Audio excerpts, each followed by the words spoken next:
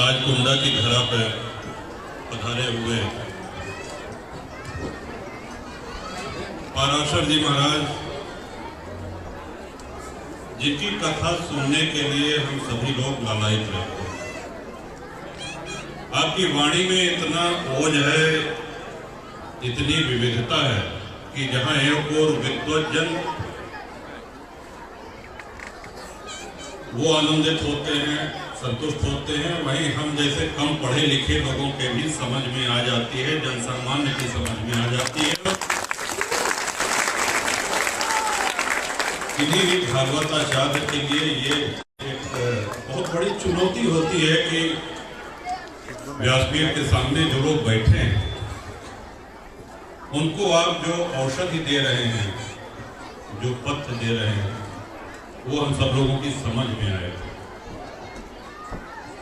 परम श्रद्धेय टीकर माफी जी महाराज, पधारे हुए सभी संत चरण, आप सभी लोगों का इस विशाल कुंडा परिवार की ओर से सादर प्रणाम, हार्दिक स्वागत।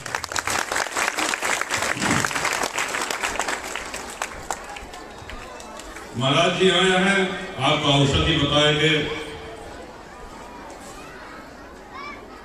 पूरे कथा में आप अपना जीवन कैसे जिए ये पूरा बता करके जा रहे हैं। अब हमारा आपका दायित्व है कि आपकी बताई हुई औषधि का पान हम करते रहें। हम प्रायः कहते हैं कि वैद्य बहुत अच्छा है, औषधि भी अच्छी बताई है, लेकिन अगर हम उस औषधि का सेवन न करें तो हमको लाभ नहीं होगा।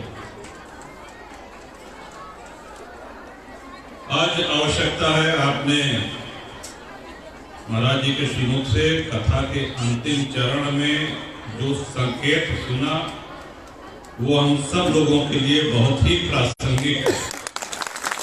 पानी न बजेंगे तो सुन ले, हम बहुत ज्यादा ना बोले। 2 मिनट में आपके सामने एक बात रखा था। ये भाई हाल में कुछ दिन पहले की बात है, बिहार में और उत्तर प्रदेश में 2 जगह से गोस्वामी तुलसीदास जी महाराज के लिए अपमानजनक बयान आए। हम लोगों ने उसको सुना, कुछ लोगों ने उसको व्हाट्सएप पे, ट्विटर पे, सोशल मीडिया पे उत्तर दिया, लेकिन खेद की बात यह है कि इस बयान का जितना प्रतिकार होना चाहिए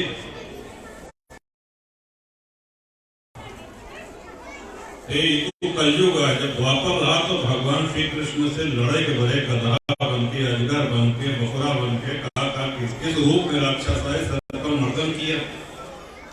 परित्राणाय साधूनां विनाशाय च दुष्कृताम्। तो हम सिर्फ अपने निजी पुण्यार्जन के लिए बैठे रहे मौन होकर के कि साहब हमको मोक्ष मिल जाए, समाज कहाँ जा रहा है, देश कहाँ जा रहा है, उससे हमको कोई लेना देना नहीं। और गोस्वामी तुलसीदास जी महाराज, आज इसमें जितने भी लोग हैं या पूरे भारत में जितने लोग हैं, बताओ कौनों सुअवसर आ जाता, खुशी के अवसर हो तो कौनों उपलब्धि हो तो गरीब से गरीब आदमी, जन सामान्य, हर बिरादरी का क्या कराता है? अखंड रामायण कराता है। बेटे का तिलक होता है तो हम अखंड रामायण कराते हैं ताकि घर में वातावरण मंगलमय। उनकी चौपाई, उनके दोहे, उनके सोरठे, उनके दिखाए हुए रास्ते से हम लोगों में से कितने लोगों का कल्याण किया है, कितने लोगों ने तुलसी बाबा के रास्ते पर चल करके भगवत प्राप्ति की है। आज जितने भी महानुभाव हैं, जितने भी पूज्य संत हैं, जितने भी श्रद्धेय कथावाचक हैं, जो व्यासपीठ से श्री राम कथा कहते हैं, वो गोस्वामी तुलसीदास जी की रामचरितमानस को ही आधार बना करके कहते हैं। और ऐसा नहीं था कि तुलसी बाबा को सिर्फ अवधि ही आती थी, वो संस्कृत के प्रकांड विद्वान। पाणिनीय व्याकरण में उन्होंने, जिसको आज की भाषा में कहा जाए कि डिप्लोमा किया, रामायण के 7 सोपान में, 7 अध्याय में संस्कृत से ही शुरू होता है हर अध्याय। आवश्यकता क्या थी कि इसको लोक भाषा में लिखा जाए? बड़ा साहसी निर्णय था तुलसी बाबा का, जब उन्होंने ये निर्णय लिया कि हम भगवान श्री राम की महिमा अवधि में गाएंगे, अवधि में सुनाएंगे, लिखेंगे। उसके पीछे एक लोक कल्याण की भावना निहित थी। और ये भावना थी कि जिनको संस्कृत नहीं आती है, जो विद्वान नहीं है, ऐसे घर घर में प्रभु राम की महिमा पहुंचनी चाहिए और उसमें पूरी तरीके से सफल हो। इसकी अवधि में नहीं श्री रामचरितमानस लिखी है कि उनको संस्कृत नहीं आती थी, और इसके लिए तत्कालीन रूढ़िवादी ब्राह्मणों का बड़ा विरोध भी झेलना पड़ा उनको, क्योंकि ये पहली बार हो रहा था कि ईश्वर की महिमा का गायन देव भाषा संस्कृत के अतिरिक्त अन्य किसी भाषा में हो रहा था। तो उस समय अपने जीवन काल में उन्होंने विरोध झेला, क्योंकि उन्होंने श्री रामचरितमानस की रचना हम सभी जन सामान्य के लिए करी, जिनको संस्कृत नहीं आती है, जिनको ये अवसर नहीं मिला कि हम संस्कृत का अध्ययन कर सके। और आज इस कलयुग में भी लोग उनके ऊपर उंगली उठा रहे हैं, अपमानजनक बात कर रहे हैं। इसका प्रतिकार करना होगा। प्रतिकार करने के माध्यम अलग अलग हैं। बिना अपशब्द कहे, जिन लोगों के पास स्मार्टफोन है, मोबाइल फोन है, उससे कह सकते हैं। जो हमारे वरिष्ठ जन हैं वो पत्रकार वार्ता कर सकते हैं। जिस दल के भी नेता, राजनेता जिन्होंने ऐसा बयान किया है, उनके राष्ट्रीय अध्यक्ष को एक पत्र लिख सकते हैं, और भी बहुत से तरीके। लेकिन हाँ, सनातन संगठित हो चुका है, जागरूक हो चुका है। इसका संदेश अब समस्त भारत में, समस्त विश्व में जाना ही होगा। आज इतनी अच्छा आयोजन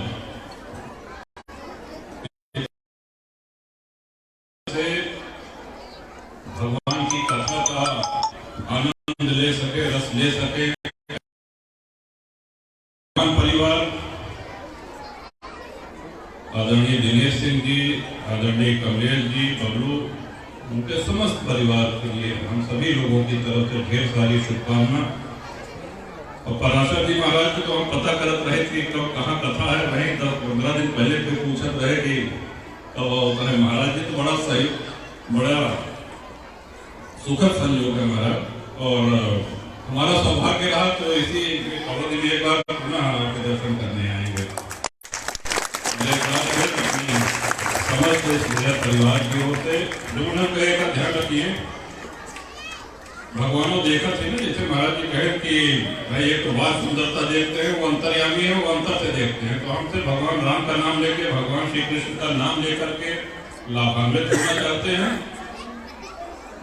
या हमारे अंदर ये साहस भी है, ये क्षमता भी है कि कोई हमारे आराध्य को, कोई हमारे ईश्वर को, कोई हमारे संतों को अपमानित करेगा तो हमारे अंदर प्रतिक्रिया करने का साहस भी है। अब प्रतिक्रिया करने का समय आ गया है।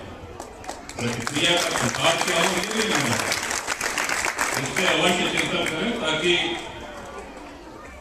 इस तरह से विवादित बयान देकर के और अपनी राजनीति चमकाने वाले राजनेता किसी भी संत, किसी भी महात्मा के विरुद्ध ऐसी अपमानजनक उद्गार दोबारा व्यक्त करने का साहस न कर सके। इन्हीं शब्दों के साथ एक बार पुनः